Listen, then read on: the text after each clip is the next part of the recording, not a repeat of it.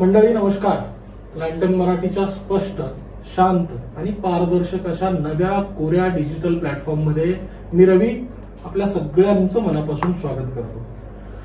10वीचं आणि 12वीचं वर्ष हे शैक्षणिक आयुष्यातील सगळ्यात महत्वाचं वर्ष मानलं जातं आणि यंदा 10वीची परीक्षाच होणार नाहीये. आणि ही 10वीची परीक्षा न देणारी ही या वर्षीची जी मुलं आहेत, जे विद्यार्थी आहेत ना, त्यांची एकतर 8वी पर्यंत परीक्षाच झालेली नाहीये. 9वीची परीक्षा मागच्या वर्षी कोरोना काळात कशी बशी उरकून टाकली आणि यावर्षी 10वीची परीक्षा नाही. म्हणजे पहिलीपासून 10वी पर्यंत परीक्षा न देता आलेली ही सगळी मुलं आता 10वीची परीक्षा न देताच पुढे आयुष्यात जाणार आहेत.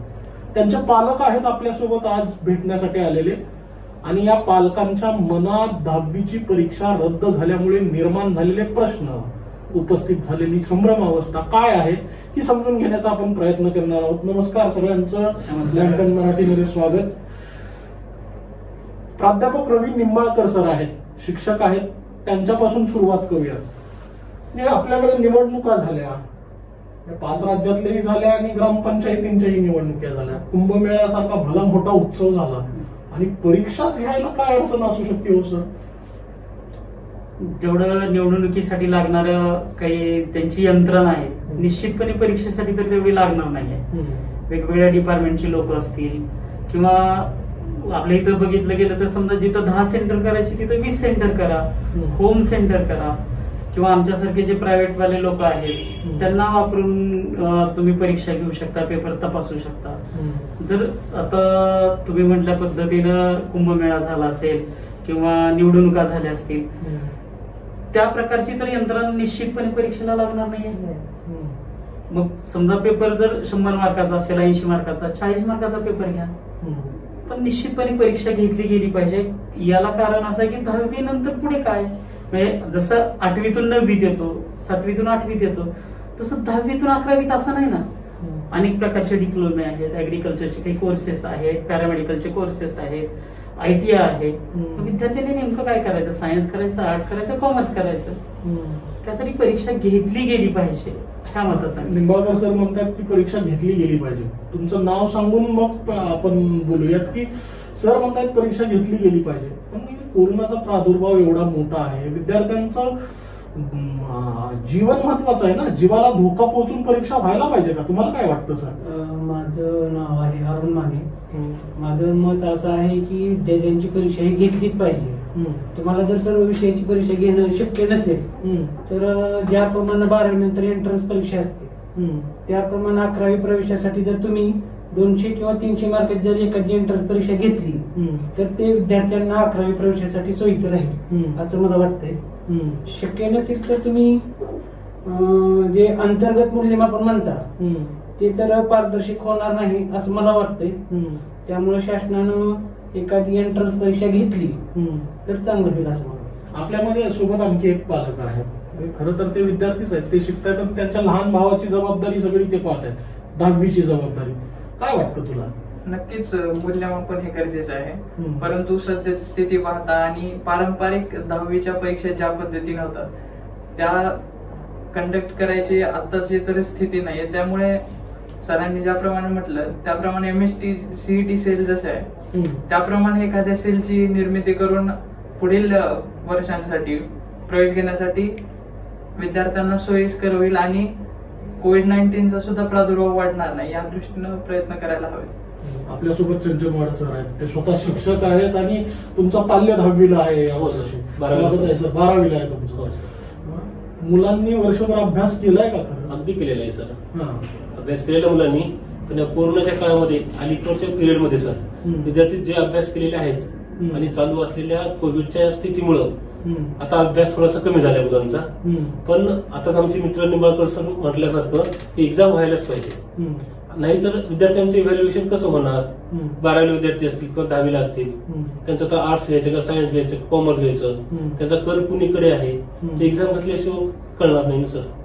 पण कोरोनाची ही सगळी स्थिती असताना सुद्धा त्यांना व्हॅक्सिनेशनची व्यवस्था करून गव्हर्नमेंटने, सरकारने आणि इतर ज्या काही सुविधा असतील आणि सगळी कोरोनाची स्थिती कमी झाल्यानंतर विद्यार्थ्यांची परीक्षा घ्यायला काही हरकत नाही. मान्य आहे आपलं वर्ष थोडं लांबच चाललंय, पुढे चाललंय, तरी अशा परिस्थितीमध्ये सुद्धा हे सगळं कमी झाल्यावर शासनाने नक्कीच एक परीक्षा कंडक्ट करायला पाहिजे. आपल्यासोबत आणखी एक पालक आहेत, ते तर खरं तर मेडिकलचे स्टुडंट आहात आपण. आपलं नाव सांगा. माझं नाव अनिकेत नवले. अनिकेतजी, तुम्ही तर वैद्यकीय शिक्षण घेणारे विद्यार्थी आहात. एकूण हा जो कोरोनाचा प्रादुर्भाव आहे याची तीव्रता तुम्हाला माहिती आहे. या सगळ्या तीव्रतेवर मात करून परीक्षा घेता येऊ शकतील का? खरं तर आता दुसरी लाट म्हणजे संपत आली असं आपल्याला म्हणता येईल. त्यानुसार आता सर जसं म्हणाले सेंटर वाढवून असतील करून असतील म्हणजे मुलांचा कॉन्टॅक्ट थोडा कमी करून एकमेकांची परीक्षा नक्कीच घेता येऊ शकतील. कारण हे आता म्हणजे आत्ताचे जे कारण आहेत ते ह्या मुलांचे, कारण ही परीक्षा जी आहे ती या मुलांच्या आयुष्यातली पहिली अशी परीक्षा असणार आहे की जी स्तर कॉम्पिटेटिव्ह किती आहे ते त्यांना कळणार आहे. हीच परीक्षा नाही झाली तर त्यांना अचानक 12वीला थोडा येऊ शकतो, त्रास होऊ शकतो की अशी मोठी परीक्षा आपण कधी दिलेली नाही. हा पण एक फॅक्टर असू शकतो. निव्वळ 11वीच्या ऍडमिशनचा विचार करून हे एक कारण आहे. आणि हे कारण असू शकतं की अशा परीक्षांच्या देण्याची गरज असते की पुढच्या परीक्षांना त्यांना सामोरे जाण्याचं थोडं कॉन्फिडन्स घ्यावा. प्राध्यापक रवी निंबाळकर सर, तुम्ही मागच्या अनेक वर्षांपासून शैक्षणिक क्षेत्रामध्ये आहात. हा वयाचा जो टप्पा असतो हा खरं तर अडोलन्स पिरियड म्हणतात. याच वयामध्ये जर थोडा निर्णय इकडचा तिकडं झाला तर आयुष्याच्या अनेक गोष्टींवरती त्याचा परिणाम होतो. आता मुलं त्या एका गतीमध्ये असतात अभ्यासाच्या, आणि याच काळात परीक्षा नाही झाली तर त्यांच्या एकूण शैक्षणिक आयुष्यावर याचा परिणाम होऊ शकतो. हो, निश्चित. अनिकेत म्हणल्याप्रमाणे की आतापर्यंत ह्या लेकरांनी कुठलीच परीक्षा फेस केली नाही. कुठलीच म्हणजे कुठं म्हणायची मला की 1ली ते 8वी पर्यंत परीक्षा नव्हती. आता उस्मानाबाद मध्येच बघायचं झालं तर काही शाळांनी परीक्षा घेतल्यात, पण काही शाळांच्या आणखी परीक्षा 9वीच्या झालेल्या नाहीये आणि 10वीच्याही नाही. त्यांनी ह्या परीक्षेतून गेलं, चाळणी आहे त्यातून गेलं पाहिजे आणि निश्चितपणे त्यांच्या मानसिक त्याच्यावरती परिणाम होतो. जसं हा म्हणला की 12वीला मोठ्या परीक्षेला त्यांना सामोरे जायचंय, तर कुठंतरी कॉम्पिटिशन पाहिजे ह्या गोष्टी. माने सर, तुमचं पाल्य 10वीला आहे यावर्षी. काय व्हायचं होतं तुमच्या मुलाला, काय ठरवलंय त्याला? माझ्या मुलीने सध्या PCB ग्रुप चाललंय, तिचं मेडिकल कडे जाण्याचं तिचा कौल आहे. जर तिची आता ही परीक्षाच नाही झाली तर तिथे त्या पात्रतेत बसती का नाही मला सुद्धा कळणार नाही.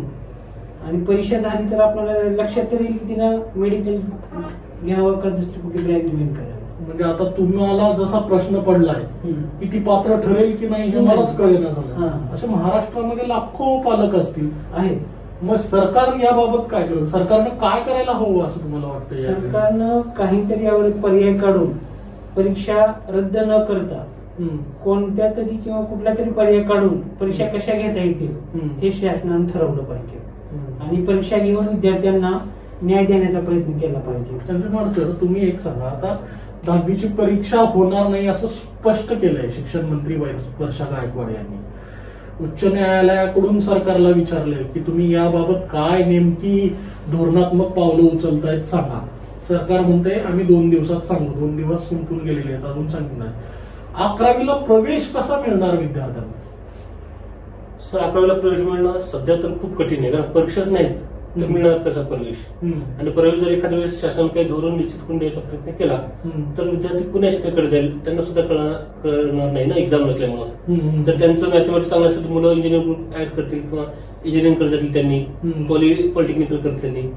तर अशा प्रकारे त्यांची एक्झाम जर झाले नसतील तर all are in confused condition, पालक सुद्धा आणि विद्यार्थी सुद्धा. सर, मग हा गोंधळ दूर करण्यासाठी शिक्षण विभागानं उशिरा का होणार सर तर परीक्षा कंडक्ट करायलाच पाहिजे. सर, परीक्षा घ्यायलाच पाहिजे.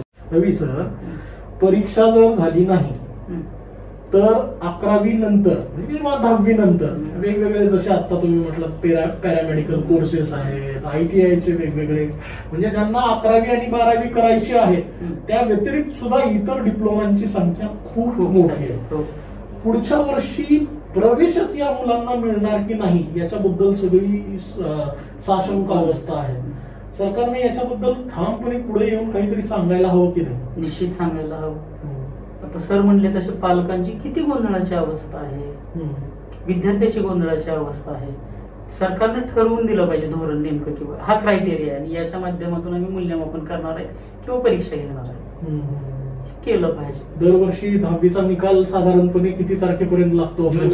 जूनच्या पहिल्या आठवड्यामध्ये लागतो आणि तिथून पुढे प्रवेशाची सगळी धावपळ सुरू. आता जून उजळायला यायला लागलं, परीक्षेचीच पत्ता नाही आपल्याकडे. शेवटचा एक राऊंड घेऊयात आपण. तुम्हाला काय वाटतं, परीक्षा झाली पाहिजे की नाही झाली पाहिजे? परीक्षा ही झालीच पाहिजे. कशी झाली पाहिजे?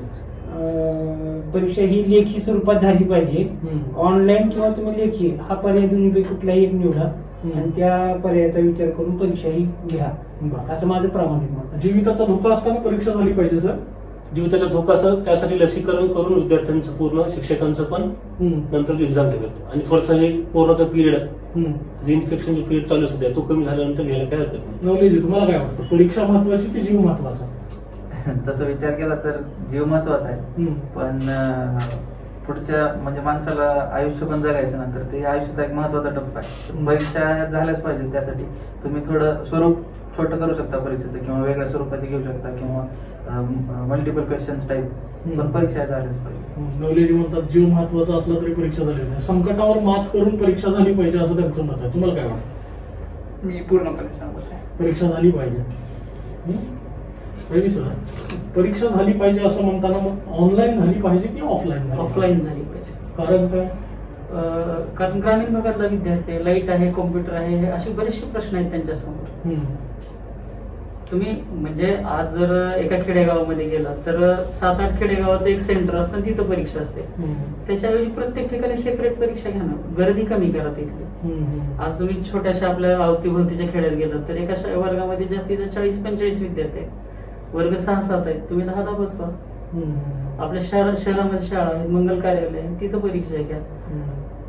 जशी त्या बुथला एजंट असते तशा प्रकारचे जे काही पदवीधर आहेत, डीएड झालेले आहेत, बीएड झालेले, ती लोक नेमा.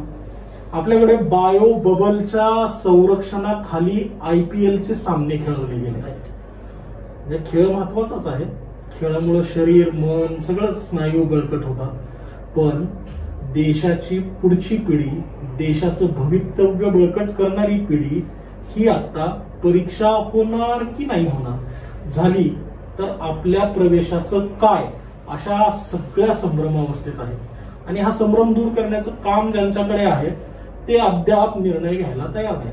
त्यामुळे जर सरकारनं वेळीच निर्णय घेतला नाही तर हे जे आज प्रतिनिधी स्वरूपात आपल्याकडे उपस्थित असलेले पालक आहेत, असे महाराष्ट्रातल्या 8 लाख विद्यार्थ्यांच्या पालकांसमोर मुलाच्या प्रवेशाची चिंता आणि मुलाच्या शैक्षणिक आयुष्याचा प्रश्न खूप मोठा वासून उभा राहिलेला आहे. जे कोणी धोरणकर्ते बघत असतील ना, त्यांनी तात्काळ या विषयानं निर्णय घ्यायला हवा आणि हे जे संभ्रमावस्थेत असलेले सगळे पालक प्रतिनिधी आहेत त्यांना दिलासा देणं सुद्धा गरजेचं आहे असं मला वाटतं. लँटन मराठीचा हा व्हिडिओ आपल्याला कसा वाटला, आपली प्रतिक्रिया आवर्जून नमूद करा आणि लँटन मराठीच्या सगळ्या प्रकारच्या डिजिटल प्लॅटफॉर्मला फॉलो करायला विसरू नका. युट्यूब चॅनलला देखील सबस्क्राईब करा आणि बेल बटनला क्लिक करून नोटिफिकेशन मिळवायला विसरू नका. आपल्या सगळ्यांचं लँटन मराठीच्या वतीनं मी मनापासून आभार मानतो. धन्यवाद.